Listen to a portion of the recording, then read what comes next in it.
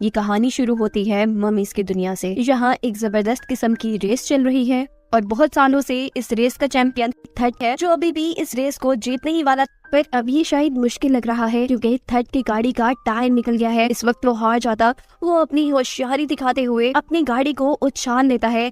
इस तरह उसके पीछे आने वाले बाकी दो रेसर्स एक दूसरे से ही टकरा कर गिर जाते हैं और थर्ड बमुश्किल बॉर्डर लाइन क्रॉस करके जीत जाता है। जिसके बाद यहीं से सीन कट होके हमें एक आर्कियोलॉजिस्ट को दिखाया जा रहा है।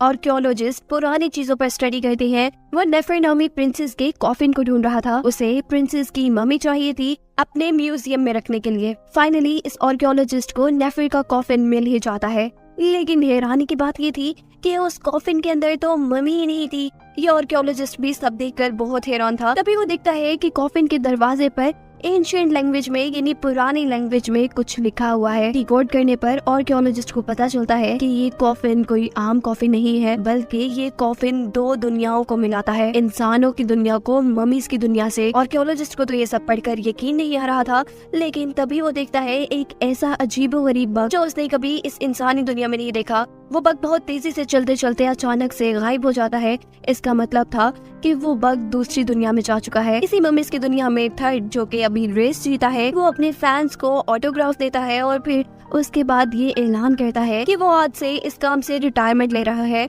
आइंदा वो किसी रेस में हिस्सा नहीं लेगा। थर्ड का भाई ऐसा नहीं चाहता था। वो थर्ड से कहता है कि तुम्हें रेसिंग नहीं छोड़नी चाहिए, लेकिन थर्ड अब डर चुका था। उसे ये डर था कि कहीं वो अपना रिकॉर्ड न तोड़ दे। जिस तरह आज वो हारते हारते बचा है, आइंदा ये ना हो कि वो हार जाए। ये बातें वो अपने भाई से तो नहीं कहता, लेकिन उठकर मार्केट चला जाता, जहाँ गलती से उसकी टक्कर हो जाती है एक लड़की के साथ। बेशक दोनों ही इस टक्कर के कसूरवार थे, लेकिन यहाँ पर ये लड़की तो ऐसा शो कराती है कि सारी गलती थर्ड की है और थर्ड को बहुत बातें सुनाती है कि तुम्हें नजर नहीं आता, इंसान देख के भी तो चल सकता है। ऐसा कहते ही वो वहाँ से चली जाती है और कुछ देर बाद हमें इसी लड़की को दिखाया जाता है रॉयल पिरामिड में। यानी ये लड़की ही असल में प्रिंसेस नेफर है, जिसकी मम्मी को वो आर्कियोलॉजिस्ट ढूंढ रहा था। ये फिरौन की बेटी थी। उसे गाना गाना बहुत ही ज्यादा पसंद था, लेकिन एक प्रिंसेस होने की वजह से वो ये काम नहीं कर सकती थी। उसकी मेड उसे यही समझा रही थी कि इस जगह फिरौन भी आ जाता है और उसे बताता है कि जल्द ही हम एक परिंदे को जिंदा करेंगे जो तुम्हारे लिए एक लड़का ढूंढ कर लाएगा, एक परफेक्ट मैच जिसके साथ तुम्हारी शादी कर दी जाएगी। नेफर को शादी नहीं करनी थी। वो फिरौन से कहती है कि एक बर्ड मेरी जिंदगी का फैसला कैसे कर सकता है, मुझे तो शादी भी नहीं करनी। जिस पर फिरौन कहता है कि हर प्रिंसेस का शादी करना जरूरी होता है। अगले दिन उनकी ये रस्में शुरू हो जाती है। एक मशीन के जरिए एक बर्ड को जिंदा किया जाता है जिसने नेफर के लिए लड़के को ढूंढ कर लाना था। हम देखते हैं कि थर्ड का भाई भी अपने खिलौनों से खेल रहा है और वो परिंदा भी उड़ते उड़ते उनके घर के सामने ही गुजर रहा था कि थर्ड के भाई की खिलौना लगने की वजह से वो थर्ड के घर पर गिर जाता है। अचानक से रॉयल गार्ड थर्ड के घर पे आ जाती है और उसे उठाकर रॉयल पिरामिड में ले आते हैं। थर्ड को तो कुछ समझ नहीं आती कि उसके साथ क्या हो रहा है और अचानक उसे सारी बात बताई जाती है और ये भी कहा जाता है कि अब उसे प्रिंसेस से शादी करनी है। लेकिन वो तो खुद भी किसी से शादी नहीं करना चाहता था और उसके इनकार पर फिरौन बताता है कि अगर तुमने इनकार किया तो तुम्हारी आंखें और जुबान काट दी जाएंगी। मरता क्या न करता, उसे ये बात माननी पड़ती है और फिर फिरौन उसे एक अंगूठी देते हैं संभाल के रखने के लिए। ये अंगूठी कल को थर्ड ने नेफर को देनी थी, यानी अपनी वाइफ को देनी थी। नेफर और थर्ड को अकेले में मिलने के लिए कुछ वक्त भी दिया गया था, लेकिन उन दोनों ने ही ज्यादा कुछ बात नहीं की थी। एक दूसरे के बिहेवियर से वो ये जान चुके थे कि दोनों ही शादी नहीं करना चाहते। इसी दौरान रात का वक्त हो जाता है और हम देखते हैं कि इस मम्मी की दुनिया में ना रात होती है और ना ही दिन। ये सब काम वो लोग आर्टिफिशियली करते हैं। जो भी हो, थर्ड का भाई बहुत खुश था। उसके भाई की शादी हो रही थी, वो भी एक प्रिंसेस से। ऐसे में उसे रॉयल पिरामिड में रहने का मौका भी मिलता। वो थर्ड से कहता है कि प्लीज मुझे अपनी रिंग दिखाओ ना, लेकिन थर्ड ऐसा करने से मना कर देता है क्योंकि ये रिंग बहुत ही ज्यादा कीमती है। वो उसे अपने घर में छुपा देता है। जबकि दूसरी तरफ हमें असली दुनिया में दिखाया जाता है उस आर्कियोलॉजिस्ट को जिसने एक छोटा सा ड्रोन बनाया है। वो इस ड्रोन को भेजता है ममीज की दुनिया में, जो कि पहुंच जाता थर्ड के ही घर पे। थर्ड तो फिलहाल घर पे नहीं था, इसीलिए उसे कुछ पता नहीं चलता। जबकि यहीं की चीजें छिड़ते चिढ़ाते इस रोबोट के जरिए आर्कियोलॉजिस्ट के हाथ लग जाती है वही रिंग जो कि थर्ड को शादी वाले दिन अपनी वाइफ को देनी थी। इस रिंग को देखते ही वो आर्कियोलॉजिस्ट फौरन ही अपने रोबोट को अपनी दुनिया में लाने की कोशिश में लग गया था। जबकि यहाँ पर चीजें काफी उलट पुलट हो चुकी थी।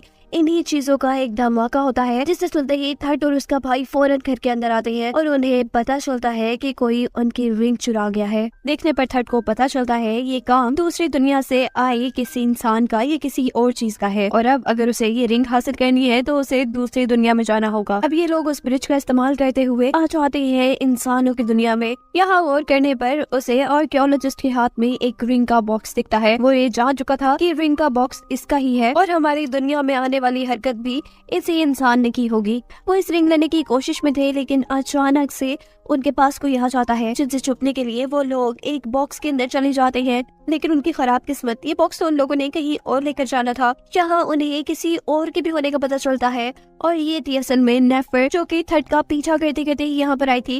वो थर्ड से पूछती है कि तुम यहाँ क्यों आए हो, जिस पर थर्ड बताता है कि रिंग गुम हो गई है। नेफर बहुत ज्यादा खुश होती है कि वाओ, अब उसे शादी नहीं करनी पड़ेगी। लेकिन थर्ड तो उस रिंग को ढूंढ रहा था। अब शिप में होने की वजह से वो लोग इजिप्ट से लंदन पहुंच चुके थे। वो बहुत छुप छुप कर शिप से निकलते हैं और फिर उस आर्कियोलॉजिस्ट की बातें सुनते हैं। वो अपने म्यूजियम शो के बारे में बात कर रहा था, शायद इसी के अंदर वो उस रिंग की नुमाइश करता। उसे लेने के लिए थर्ड और बाकी सारे लोग उसी की गाड़ी में छुप जाते हैं। अब ये लोग एक थिएटर के सामने उतरे थे। यहाँ कोई शो होने वाला था और इन तीनों को कुछ इंसानों ने देख लिया था। उन इंसानों को लगता है कि ये एक्टर्स हैं जिन्होंने मम्मी का कॉस्ट्यूम पहना हुआ है, इसीलिए सब मिलकर जब उनकी पिक्चर्स देखते हैं तो पिक्चर्स में इनकी ये शक्लें नहीं आती, बल्कि एक खौफनाक मम्मी वाली शक्लें पिक्चर्स के अंदर कैप्चर हुई थी, जिन्हें देखकर ये सभी लोग डर अपना कैमरा छोड़ते हुए यहाँ से भाग चुके थे। ये कैमरा उठा लेते हैं नेफर और थर्ड, साथ ही पहुँच जाते हैं थिएटर के अंदर, जहाँ उन्हीं जैसे बहुत से और लोग भी थे। जाहिर सी बात थी, वो असल में मम्मी तो नहीं थे, लेकिन उन्होंने मम्मी की तरह कॉस्ट्यूम पहना हुआ था। शो शुरू हो जाता है। यहाँ पर एक लड़की नेफर का किरदार अदा कर रही थी। उसी के हाथ में वो रिंग थी जो कि थर्ड और नेफर को चाहिए थी। नेफर वो देख लेती है और उसे लेने के लिए बहुत गाना गाते गाते चली जाती है उस लड़की के पास। बहुत ही खूबसूरत अंदाज से वो डांस करते हुए उस लड़की के हाथ से रिंग ले चुकी थी। उसने जो गाना गाया था उसकी वजह से ये शो भी बहुत ज्यादा हिट हो चुका था। जहाँ बहुत से लोगों के सामने गाना गाने से नेफर का सपना पूरा हो चुका था, वहीं पर एक म्यूजिक डायरेक्टर को नेफर की आवाज बहुत पसंद आई थी और वो चाहता था कि नेफर अब उसके साथ काम करे। इन असली मम्मीज को आर्कियोलॉजिस्ट टीवी पर देख चुका था। वो आर्कियोलॉजिस्ट अब इनको पकड़ना चाहता था। ये बात नेफर और थर्ड को भी पता थी, इसीलिए वो म्यूजिक डायरेक्टर की गाड़ी में बैठ जाते हैं। गाड़ी में बैठते ही थर्ड नेफर से कहता है कि हमें अपनी दुनिया में जाना चाहिए जल्द से जल्द, वरना हम बहुत ज्यादा मुसीबतों में फंस जाएंगे। ये सोचते ही अब नेफर को भी उस म्यूजिक डायरेक्टर को इनकार करना पड़ा था। वो लोग गाड़ी से उतर जाते हैं, लेकिन ये म्यूजिक डायरेक्टर उसे अपना कार्ड दे जाता है। उतरते ही यहाँ इन लोगों को पता चलता है कि जो रिंग इनके पास है वो असल में नकली है, और अब उन्हें असली रिंग ढूंढने के लिए इस दुनिया में और देर तक रुकना था। कोई और चारा नहीं रहा था उनके पास सिवाय म्यूजिक डायरेक्टर के घर पे जाने के। म्यूजिक डायरेक्टर बहुत खुशी से उन्हें अपने घर के अंदर ले आता है और नेफर से कहता है कि हम बहुत सारे गाने बनाएंगे और तुम्हारा म्यूजिक शूट भी होगा, जिसके लिए तुम्हें कपड़े चाहिए। जाओ तुम लोग कुछ शॉपिंग कराओ। वो अपना कार्ड उन्हें देता है। नेफर और थर्ड शॉपिंग के लिए चले जाते हैं, जहाँ उन्हें बहुत ज्यादा मजा आता है। वो तरह तरह के कपड़े पहनते हैं जिनमें वो कभी मजा या तो कभी अच्छे लग रहे थे। अपना होलिया बदलने के बाद वो लोग आ जाते हैं दोबारा म्यूजिक डायरेक्टर के घर। म्यूजिक एल्बम शूट होते हुए थर्ड नेफर से कहता है कि ये सब काम नहीं करो, हमें अपनी दुनिया में जाना चाहिए।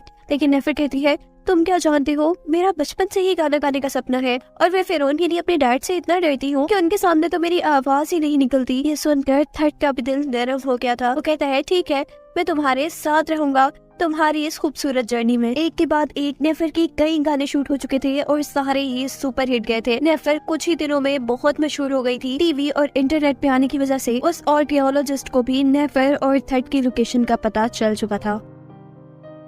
अब वो नेफर के ही पीछे इतना ज्यादा क्यों पड़ा हुआ था? असल में उसकी म्यूजियम की थीम थी मम्मी। ऐसे में अगर उसे नेफर और थर्ड मिल जाते तो वो बहुत पैसा कमा सकता था। अब वो आर्कियोलॉजिस्ट नेफर को किडनैप करके ले जा चुका था। ये सब थर्ड और उसके भाई ने भी देखा था। थर्ड अपने भाई को यहीं पे रुकने का कहकर नेफर की गाड़ी का पीछा करते करते पहुंच जाता है म्यूजियम में, जहां नेफर को ऑलरेडी बेहोश किया गया था और उसके ऊपर लाइट जलाई गई थी, क्योंकि लाइट की वजह से मम्मी अपनी असल हालत में नजर आती है। थर्ड क्योंकि ये बात नहीं जानता था कि असल दुनिया में तो जगह जगह कैमरास होती है और इन्हीं कैमरास की वजह से वो भी पकड़ा जाता है और नेफर के साथ उसे भी म्यूजियम में लगा दिया जाता है। काफी देर जब नेफर और थर्ड वापस नहीं आ जाते तो थर्ड का भाई भी काफी ज्यादा परेशान हो गया था। वो अब म्यूजिक डायरेक्टर को सारी बात बताता है और उसकी हेल्प से वो पहुंच जाता है म्यूजियम में। थर्ड ने बहुत ही जल्दी इस दुनिया के तरीकों को समझ लिया था। वो सबसे पहले आकर कैमरों को ब्लैक स्प्रे करता है और फिर म्यूजियम के अंदर जाकर देखता है कि थर्ड और नेफर दोनों ही बेहोशी की हालत में है, जबकि आर्कियोलॉजिस्ट अपने म्यूजियम शो के बाकी काम देख रहा था। उसका ध्यान तो इन दोनों मम्मीज की तरफ था ही नहीं। इसी चीज का फायदा उठाते हुए जैसे ही थर्ड का भाई उन दोनों को लेकर यहाँ से बाहर भागने लगता है तो आर्कियोलॉजिस्ट की भी नजर उन पर पड़ जाती है। वो जब बेहोश होने वाली गन चलाते हैं तो वो लग जाता है म्यूजिक डायरेक्टर को और ऐसे में जल्दी से वो तीनों ही भागकर एक बस में बैठ जाते हैं। थर्ड का भाई अपने छोटे से मगरमच्छ के जरिए बस को बहुत अच्छे से चला रहा था। चलते चलते उनके सामने एक ऐसा ब्रिज आ जाता है जिसे पार करने का कोई रास्ता नहीं था। वो लोग सामने पानी में गिरने वाले थे। तभी थर्ड अपने भाई को गाइड करता है और कहता है कि पहले फुल स्पीड करो और फिर अचानक से ब्रेक लगा देना। ऐसा करने से उन्होंने अपनी जान बचा ली थी, लेकिन अपना पीछा करने वाले लोगों को धोखा दे दिया था। उनकी गाड़ी जाकर गिरी थी पुल से नीचे और इस तरह उनका उस आर्कियोलॉजिस्ट से पीछा छूट गया था। थर्ड का भाई काफी होशियार था। उसने म्यूजियम से निकलने से पहले असली रिंग भी चुरा ली थी और फाइनली अब वो लोग अपनी दुनिया में जा सकते थे। लेकिन थर्ड जाने की जल्दी नहीं दिखाता। वो नेफर से पूछता है कि इस जगह ने तुम्हारे सपने पूरे किए हैं, बताओ तुम क्या यहाँ रहना चाहती हो। नेफर को अपनी दुनिया में जाना बेहतर लग रहा था, इसीलिए उसे अपने सपने भुलाने पड़ते हैं। वो लोग इस वक्त लंदन में थे, इसीलिए म्यूजिक डायरेक्टर की हेल्प से वो एक फ्लाइट लेकर पहुंच जाते हैं इजिप्ट, जहाँ वो अपने खुफिया कॉफिन की मदद से अपनी दुनिया में फाइनली वापिस आ चुके थे। लेकिन ये लोग ये नहीं जानते थे कि जिस प्लेन से वो लोग इजिप्ट आए थे उसी प्लेन से वो आर्कियोलॉजिस्ट भी इजिप्ट आ रहा था।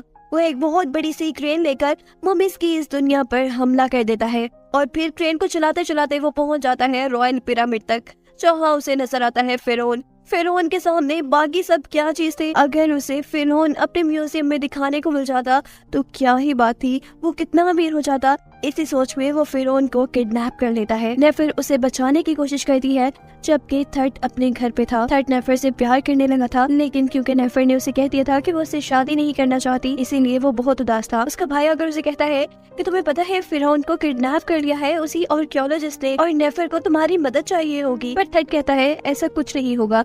नेफर के पास बहुत से रॉयल गार्ड्स है, नेफर उनकी मदद ले लेगी। पर फिर अपने भाई की इंसिस्ट करने पर उसे नेफर की मदद के लिए जाना पड़ता है। नेफर को थर्ड को देखकर बहुत ज्यादा खुशी हुई थी।